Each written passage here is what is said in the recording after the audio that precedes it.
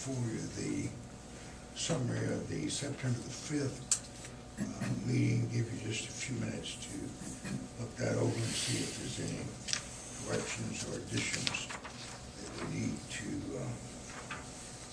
make to that, or anything to be added.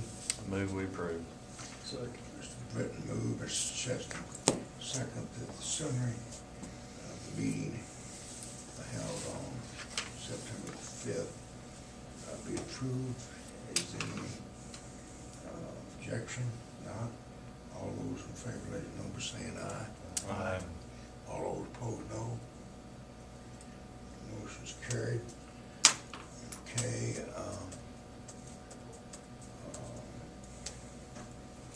Does the workforce development? That's in the. That'll be part of my report, Jack. Okay. Okay.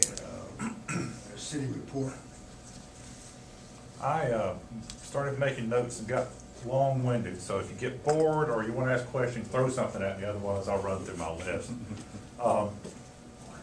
Some of the big things going on involve state street projects and local street projects. I thought I'd start there. Clearly, the Morris Boulevard has changed a great deal in terms of the state project. That's gone fairly smooth. It's essentially complete. There's some minor tweaks that they need to do with the signals and striping and so forth, but that project is well received. We met last week with TDOT about exit 4, which was not as pleasant. The opening for the road as a through roadway will not be complete until next summer, so midsummer next year. This fall they will open the end to Westview School, and sometime before the end of the year from Alpha Valley to the exit 4, but the part in between where they had the fallout is going to take them until next summer to get completed. So we'll still be working with a in-progress project there for a while.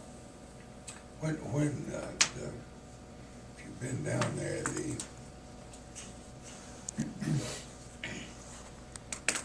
let's call it I suppose it's the 160 exit, which involves Westview School. Did you get any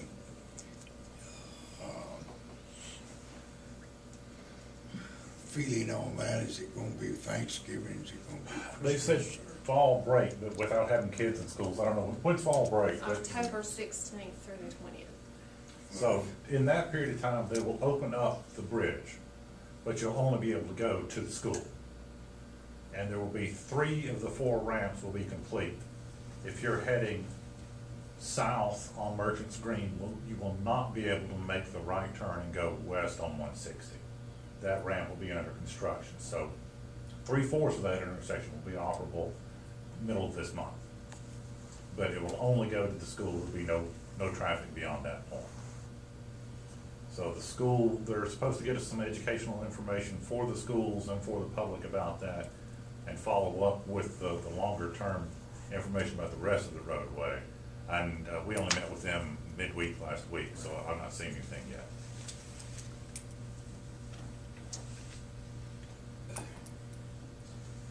any other entrances on that Merchant Green?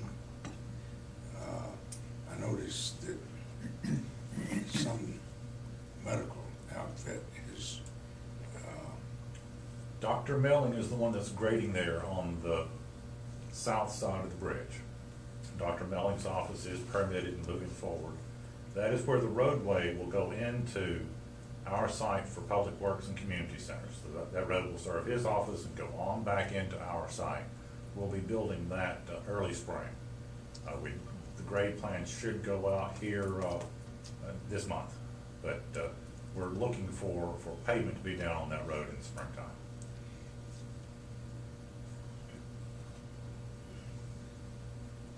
I suppose the question that I'm asking, as far as entrances on the Merchant Green, are they regulated or? Yes, it's a limited access highway. You can see where that roadway is. There's already a curb cut. You can see that it's cut out. There's one more up the way, but they're already predefined, so that we won't have a driveway every 50 feet. TDOT is also working on the entrances to Maid, the traffic signal at Commerce and AJ over at the west side of the park will be coming out in the spring. The J turns at 160 in Commerce will be in the fall next year. So both ends next year, the west end first. City paving is essentially done. We've got 5 streets. We're waiting on MUS to get the sewer work complete before we finish up. This spring and summer, you should see the city's project on West AJ from the Crescent Center S-curve to the traffic signal there at Walters and Morris. That is our next big state-sponsored project that the city will be managing, and that's the one we'll have. The one after that for the city will be East Morris, picking up from the bridge at the mall and heading into the park. That project will be a 3-year phased project. Will go as far as the money will go for each year of 3 years. So a lot of streets and road work that is ongoing at this point in time. We got a lot of capital projects. We've finished and opened the farmers market, phase 2, back behind the pavilion, and it's, I think, looks pretty good. MUS has completed the overhead sidewalk project, the lighting and the drop ceiling, if you will. And if you've been by at night, it makes an impression. I think it's a tremendous change. So those 2 are done.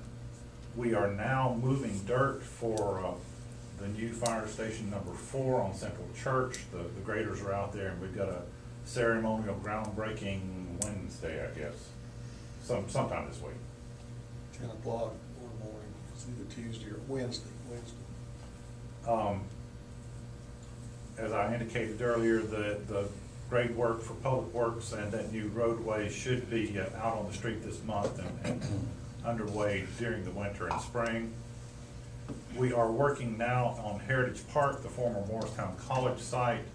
Our force has been working to clear the kudzu, the overgrowth, some of those trees. You can see into the site now and making a pretty good impression. We have a contractor working on the old ball field up on top, doing irrigation and reseeding to make that a park-like facility. And we're working on the design for the middle part of phase 1 construction, and we'll be talking about that here in the next month or so, getting that resolved. Our roadway in the ETPC is, the survey's complete, 50% design on the project. We'll be moving into construction in the spring. At the airport, if you've not been out there, a lot of work's been done around the terminal in terms of cleanup. We've done a lot of sprucing up there with the landscaping as well. We are working on remediation of a sinkhole along the taxiway, and we're hopefully this afternoon will award a bid for crack and seal of the runway itself that will require us to close the runway for a short period of time. Well, short for us, long if you're waiting on an airplane, but a lot of work being done at the airport to keep that being a functional facility. And then the other headline, besides capital projects for the city, is we are looking at our alcohol ordinance and changes there to make it comply with the state guidelines, and hopefully will open up some opportunities, in particular with downtown and craft brewing. I think is something that if we can get this done, I think there's some folks very interested in making investments to our community, in particular downtown. So a lot going on, a whole lot of things happening, and we're trying to juggle it all and make sure it all happens. Any questions? Good report, thank you, Tony. Eric, anything to add? Just everything we're doing is exactly what he outlined. There's plenty going on. So, county report? Start with a new chairman of the county commission. Doe Jarvis was elected last week. He's forming his committees now. Grants, a couple of, I noticed in the minutes a couple of them that mentioned last month, and that was the Parks grant at Cherokee Park, where we're replacing a bathhouse and replacing some playground equipment. That's moving forward. And then the school safety grant using state transportation money to improve school zones with flashing beacons and those type things. No real construction, what I would call. That's moving forward. Couple of new grant opportunities. The county's entered into a partnership with Helen Ross McNabb Center and a pre-arrest aversion program. This is a pilot program for rural communities using state money and some local match. And again, I look at this as a way for us to help manage our jail population.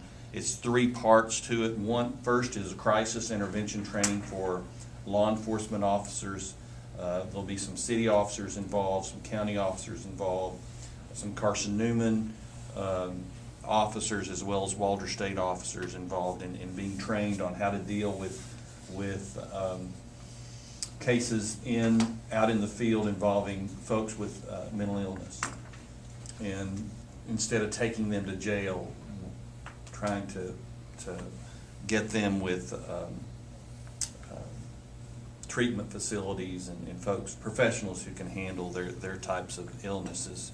The second part, that's the training. The second part is actual field experience, where there'll be a trained counselor go to episodes with law enforcement and will try to do an interdiction, so to speak, in the field to try to keep the folks out of jail and not arrested, and get them to treatment, where instead of going into the criminal justice system. And the third part is a jail to jobs program, where the pilot is going to be 6 to 8 females, where right now our jail population is like, we have 68 female beds and we have like 120 women in jail, so it's almost 2 to 1 per bed. So just to address that situation in a small way is there'll be 6 to 8 women that'll be housed in an apartment in the old youth emergency shelter building. They'll receive some substance abuse treatment, some job skills training, some life skills training, and be placed in a job. And then try to give them the skills they need to succeed once they get out of jail. And that's a pilot program, hoping we can expand it later. A lot of it's patterned after a similar program in Dyer County.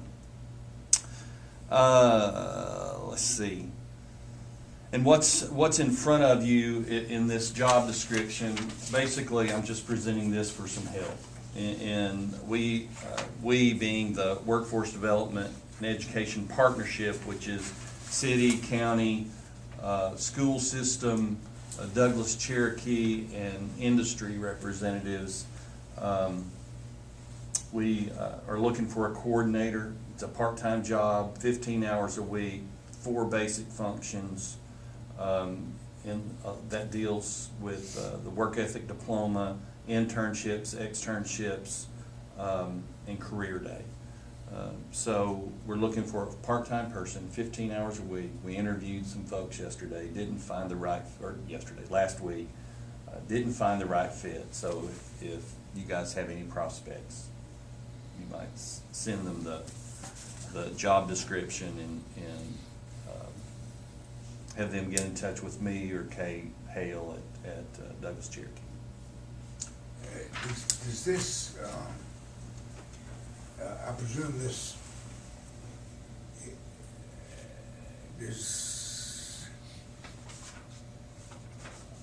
I just went through it briefly last week. CAO, is this part of does this tie into the CAO program? K-A-L-E, with the... No, this is the position that Casey Alvarado used to hold. Okay. All right, then she was hired by the school system. So this is that position. Okay, but I suppose the question that, did you attend a meeting that a fellow named Brown of the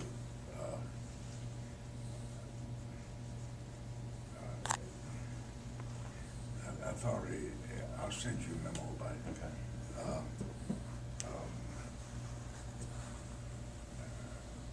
They had a meeting at Walter State. Was that the literacy meeting? Huh? Or that wasn't the literacy meeting, was it? No, it wasn't a literacy meeting, but,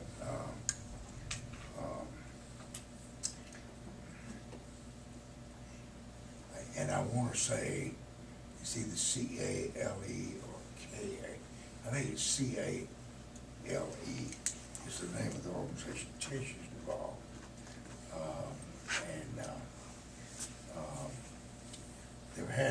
They've had a meeting. And it's divided into regions.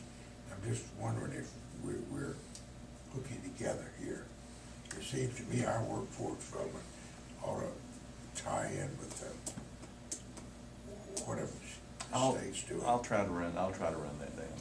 If you can send me what you have, I'll try to run that down. And one more thing too is, and it's related, is the school system, and I don't know the exact name of it, I don't have it in front of me, through state ECD, they've got a grant program, statewide grant program for work-based learning projects. And school systems can apply for funding through that. And the Hamilton County Schools are going to apply for $25,000 for internships, speakers, different types of work-based learning opportunities for the health science program in the schools. And I think Randy's participating as an internship location. And so this is another step in trying to expand our internships and into another sector outside of advanced manufacturing. So, Questions, anybody? I thought you were saying Randy's gonna be an intern. I was gonna. probably could use it. Sorry about that. Before we go to the chamber's report, does anybody have an update on, in your meeting with the state there? I see they're acquiring right away for 11E. That's what they said. Well, I read that, and how far along is that over? Do we know? Are they talking Bill, about they it? didn't have many details. They said the survey's done, the appraisals are done, and now the next phase is property acquisition negotiation. Is that what they said? Do we have any idea when they, are you saying that they're in negotiations with the property owners to acquire the right of way? That was my impression. But it's a very large number of individual owners. 50? Say what? 150 parcels. Oh, yeah, I'd say here we are. So it's 150 negotiations can take a while. A day or two, yes. But no idea from them, is the funding for, I know the right of way is funded, but is the construction funded, or, I know the survey's done, of what they plan to build. Has that been funded in the? Not in the current budget. So it had to be in the next one, maybe. Is that what you're understanding?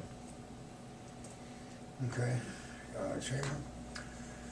So first, I want to thank the mayors and the workforce development thing. I saw in the paper that Jefferson County is going to be doing the work ethic diploma. So I think the work of that group is starting to spread. You know, we hear it when we go to Nashville and other state meetings that other communities are starting to take that up. So I think that'll prove to be successful. And how I use that with prospects is that's our pipeline of employees. I use those TCAT graduates, Walter State graduates, and I use those students that have gotten work ethic diplomas. Because those are kids that have proven themselves that they'll take the steps, they'll take a drug test, they'll do those things that some workers won't do, and they're immediately employable. So that provides me a good number to go out and show prospects, you know, here are potential workers for you.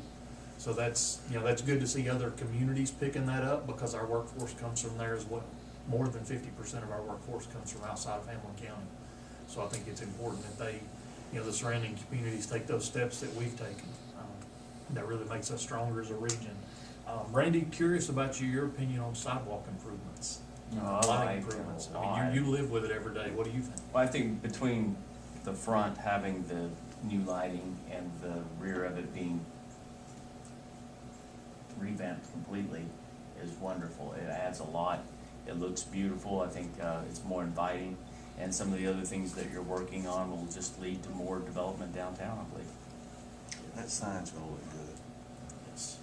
From just what I've seen to this point, that sign's gonna look good. And like Tony said with the brewery, you know, we get those comments that we get people looking downtown, but when your local laws are more restrictive than state laws, it makes it tough, you know, for people to make why would they come here when they can go to another community that just follows the state law? You know, if we make it prohibitive for development, it makes them a lot less likely to choose us. So I'm in the city trying to take those steps to help there as well. Our big thing is site certification, so Jody has about gotten through the process. We're still working on a survey, 2-foot contour maps, clear deed. What else? Is there something else? Environmental letters. That come from TDEC, TDOT, everybody involved. So all those are in process, and the state would like us to have that in about 2 weeks. I think it'll take more like a month. So you will make sure we get that site certified, and the big thing for us is that'll make us eligible again for larger grants, up to $500,000 on another state grant and a TVA grant. So as soon as we can say that site's certified, that'll open some doors for us, so that's exciting. That's all I have unless anyone has questions. I think, you know, you can kind of see some of the development going on. It's pretty exciting. I'm kind of curious, a year out from now, what draws that we've constructed, what will be regional draws and what we'll just pull locally. So that's kind of my interest, is how do we not just keep pulling from the people within our community? How do we make sure the restaurants we're getting things draw people from the outside of our community? So as I check like the Walmart on the west side and the Aldi's and the Salsarias, those guys, it's good to see those Kentucky license plates, the Cott County, the Jefferson County. That's, you know, new money to our community. So it's nice when Hamilton County people can shop there, but it's really nice when we can bring in that outside dollar that don't really tax our system as much. So you want to kind of call it tourism dollars because it functions that way. But when you look at an Olive Garden, a Texas Roadhouse, and Albury's, those are things that today people drive to Knoxville or Pigeon Forge to eat at. Hopefully we can keep the locals local, and then the regional people coming here instead of those other areas. So I'm curious to see how our numbers increase. That's good. And when you look in the parking lot, those tags are important, and there are a lot of Yeah. severe count, people coming here to avoid the traffic, so, I think it's working. Yeah, I hope so. Hopefully we have the numbers to prove it. That'll make me feel better, but I think we will. You know, the mall, obviously some exciting things going on there, a lot of construction up there within the mall as well. So I think we'll see some movement, and a new, pretty neat new store. I think most people know what that is, but I think we've looked at the website, and I think it's a pretty neat new store that'll fit our market really well. You talking about Olive Garden? No, in the mall, Oh, a inside. new retailer. Five Below. Huh? Five Below. What is that? Everything's $5 Oh, or less. $5. And it's, if you look on their website, it's some pretty nice stuff. So it'll be, I think it'll do well. It's the inflation version of everything's a dollar. Dollar. Yeah. Industrial appreciation. Yeah, industrial appreciation breakfast Wednesday morning. If you can be there, let Jody know. You know, we hope to have a good That's crowd. it. First Presbyterian Church, Yeah. 7:30 in the morning. Marshall, the governor's been talking a lot about the unemployment rate. He's got a string of good numbers for several months now.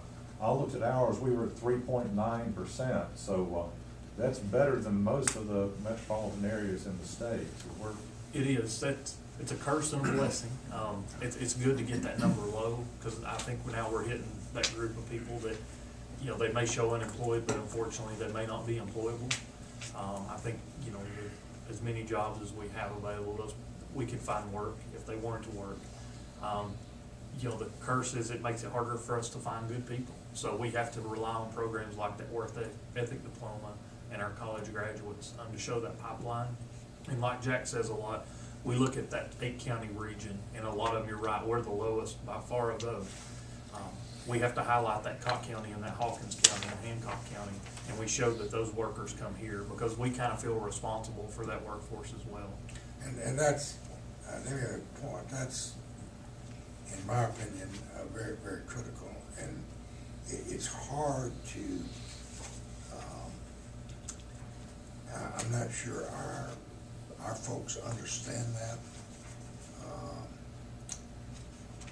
as far as what we do and how we do it.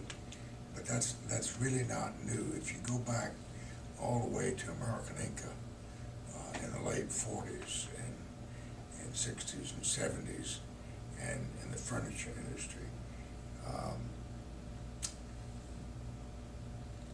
our unemployment in Hammond County basically is traditionally low compared to Cobb County and Granger County and Claiborne County and Hawkins County and Hancock County and the surrounding counties.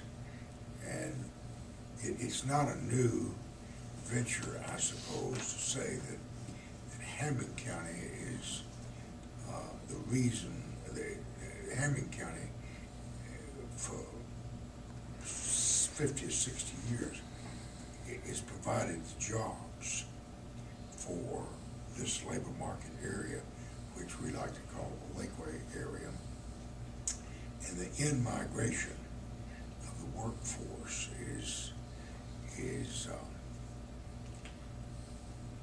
supports our industry, and those jobs come here and every day, and it helps Hammond County, Morristown, and likewise these other communities for whatever reason, and there's lots of reasons for that, through the years have not been successful or aggressive, if you will, successful or aggressive in attracting jobs into some of our neighboring counties now. Part of it may be, we used to say railroads. When you stop to look at the railroads, Granger County doesn't have any. Hancock County doesn't have any. I'm not sure that's a critical factor anymore, but we used to look at that. But certainly, by having Walter State and the TCAT Center here, and by Walter State and the TCAT Center having satellites in these surrounding counties as they do, that helps our situation as far as workforce development is concerned, which is critical type of thing. But I suppose the point that I'm trying to make, our unemployment rate is significantly lower, as you pointed out, than the metropolitan areas. But likewise, our surrounding counties is significantly higher than ours, and also the metropolitan areas. So it's a strange combination of economic factors that play into that whole matter, and that makes us a little bit different than other places throughout the state.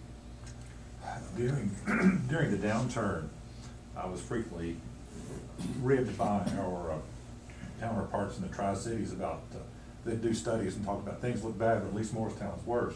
Well, we're better than all of the Tri-Cities right now in terms of economic health and employment. So I take some pride and opportunities to share that with some regularity. So, but we're better than Kingsport, Bristol, and Johnson City in the legislative board. And the job, both for the city and the state and the county, one of the things that we've been successful at, and recent years is our, thank goodness, is our streets and roads type of thing of people have to have access to get here. And likewise, once they get into the metropolitan area of Morristown and Hammond County, they've got, you can't have projects like, in other words, it's very important to have projects underway like the traffic lights on AJ Highway, and it seems that and the U-turn thing, it made where people can get into these jobs, get out of these jobs, and if we don't have that, then we can't continue to expand. So that's all very important to us. Any other business, Bill? Just one thing real quick. Tennessee Reconnect, which is the part of the Drive to 55 program, and this is for adult learners to try to get them back to school. There's what's called the Smoky Mountain Reconnect Community, which is basically it's funded by the state, which is a promotion wing. It's operated by Douglas Cherokee to promote Tennessee Reconnect. And at a meeting Friday, they've encountered in the last year over 1,300 folks who've inquired about returning to school to get additional skills. Let's see, of those 1,300, 213 have enrolled, 538 have completed their FAFSA and are in the process of being enrolled. The two schools, Walter State gets 48%, TCAT is 16%, and this is a regional thing. This isn't just Hamlin County, it's the Walter State service area. So there's folks going back to school to get, That's good. to get additional skills. Okay, anybody else have anything else? Adrian? Not, Chair, I'll entertain a motion to adjourn.